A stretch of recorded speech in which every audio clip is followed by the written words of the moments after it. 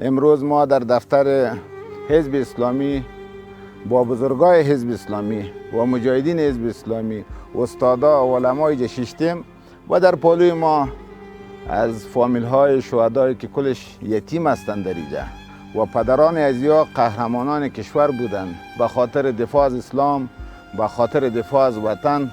شخصیت هایی بودند که یقینا تاریخ طور شخصیت ها را شاید دوباره نبینه. ما این پسر شهید عبیدالله است و این پسر شهید قاری عبدالرحمن است و همینطور همین اطفالای نازنین که شما میبینید کلش از پدرای بسیار تاریخی مانده. خدا متعال ما را توفیق بده که ما همین شهدای واقعی خود که به خاطر اسلام و وطن فداکاری کردن، قربانی دادن، فراموش نکنیم. خدا متعال جایگاه اونا را جنت فردوس و نصیب نماید و این یتیمایی که از خدا یارا بزرگ بسازه و بیادرایی که کمک کردن که امروز ما این کمک توزیع کنیم، همچنان همکارا و برادرایی که دیگه هستن، از اونا خیلی تشکر میکنیم که برای ما امو فامیلا را معرفی میکنن که واقعیت اونا مستحق هستند از هر نگاه.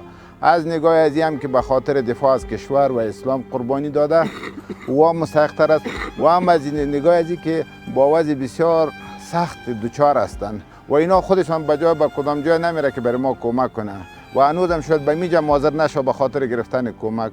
ولی ما هم کوشش میکنیم که حداقل نمو یک گناه را یاد کنیم و امروزشان یک چند دقیقه بشینیم و یک شفقت داشته باشیم. خداوند متعال ما را توفیق بیشتر بده که در خدمت ورثه و شهدا و مجاهدین و شهیدای خود باشیم، به خصوص کسانی که در دو جهاد شرکت کردند.